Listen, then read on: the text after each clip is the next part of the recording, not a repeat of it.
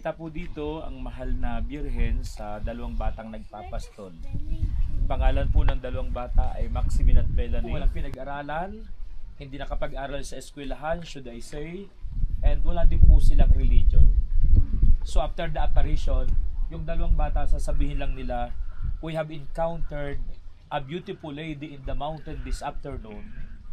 She was full of light and yet crying, who gave us this message. In 1851, during the approval of the apparition, 5 years of Soma's investigation of the apparition, the church for the first time on 1851 proclaimed that the beautiful lady they have encountered in this mountain is no other than Mary, the Mother of God.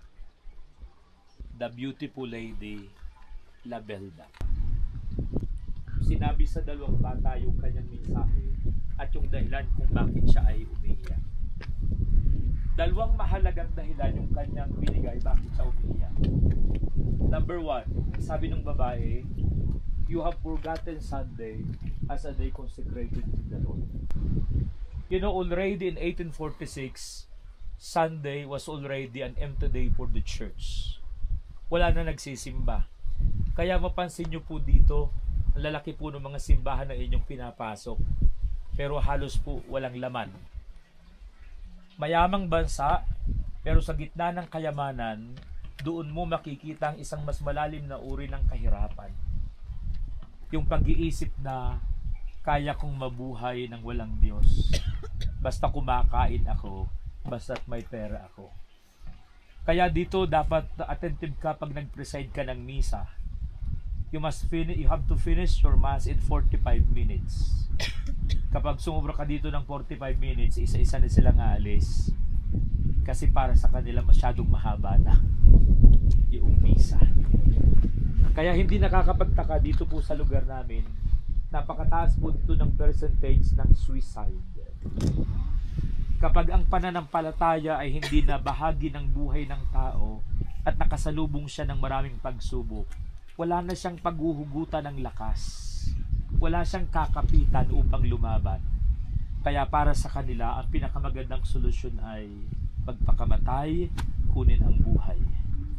During the time, during that year, when people cannot harvest the fruits of their labor, they will be crying in anger using the name of God. Noon pa man minumura na ang Diyos. At ang sabi ng mahal na birhen sa dalawang bata, if you will not stop using the name of my son in vain, by Christmas, mawawala na ang patatas. Wala na kayong kakainin. Wala na kayong kakainin. Magkakaroon ng matinding tagutom. At we go back to the history of La Salette. September po nangyari yung apparition, September 19. By Christmas Day, by Christmas, almost 100 small children died on the hands of those who holds them because of so much famine. Walang patatas. Anumang itanim ng mga magsasaka, nagiging pulbos, nabubulok. At ang kawalan ng patatas ng mga panahon na yun ay umabot hanggang Ireland. So you go back to the history. In 1846, there is so much migration in Ireland because of so much famine dahil sa matinding tagutom. Ano ang pinapaalala ng mahal na birhen sa La Salette?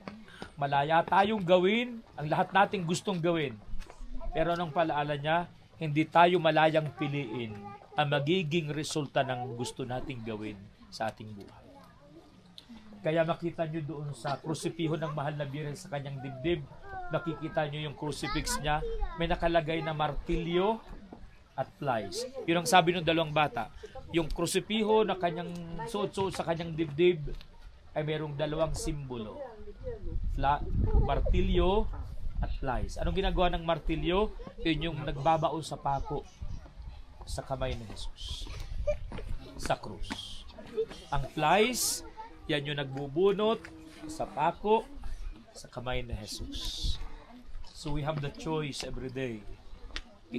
In front of a difficult situation, we have two choices to make. The hammer of sin or the pincer of sacrifice. the hammer of death or the pincer of life. Dalawa ang pagpipilian, buhay o kamatayan, kasalanan o kabanan. Jesus is the center of our life, at madaling sabihin na si Jesus ang sentro ng aking buhay.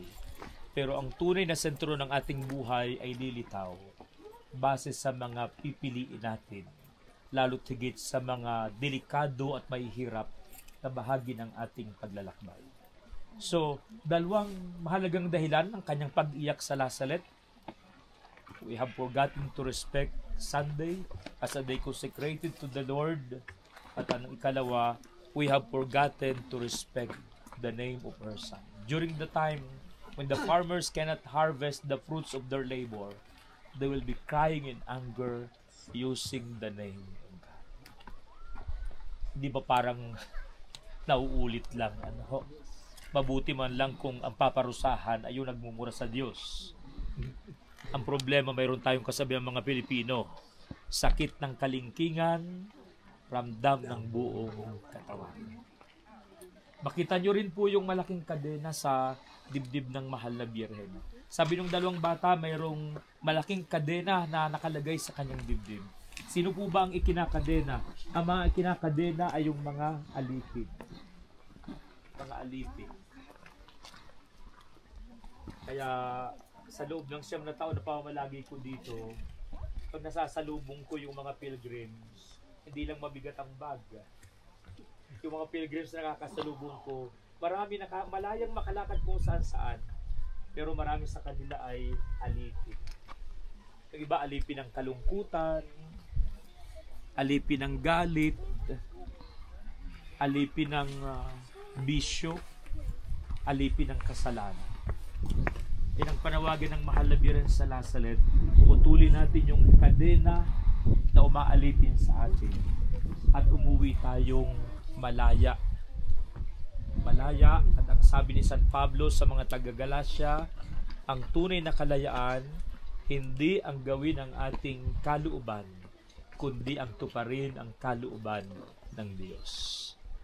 So matapos makipag-usap yung dalawang bata sa babae dito, sabi ng babae sa kanila, make this known to all my people. And then nag-umpisa na siyang lumakad papunta ng taas. At pagdating sa taas, uli nang inulit sa mga bata, well, my children, you will make this known to all my people. Ang maganda sa nangyari nung lumakad yung babae, sumunod yung dalawang bata. I think yun po yung paanyaya sa atin araw-araw. Sundan natin araw-araw si Maria, sapagkat pag sumunod tayo sa Kanya, wala siyang ibang pagdadalhan sa atin. Dadalhin niya tayo sa Kanyang anak na si Jesus.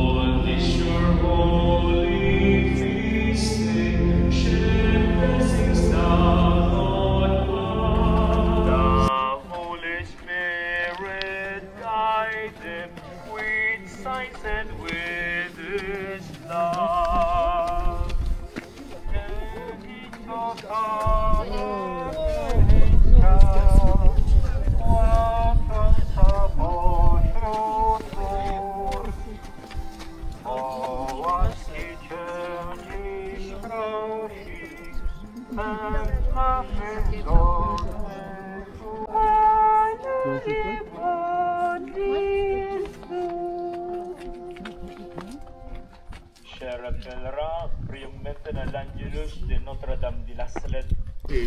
Altakin ka ba naman? May edad ka na. Hi, thank you, Father Thank you, Mike, Father no, Michael. sa aming stay dito. No? Salamat po. Babalik Merci. uli kami no, para lahat po ng nanonood nito, punta kayo sa La Salette. No? Hindi kayo nakapunta ng France pag hindi kayo nakarating ng La Salette. Amen. Come. Father will be here to welcome you, all of you. Very warm welcome. Yes. Kahit malamig ang Mas panahon. malamig ang panahon.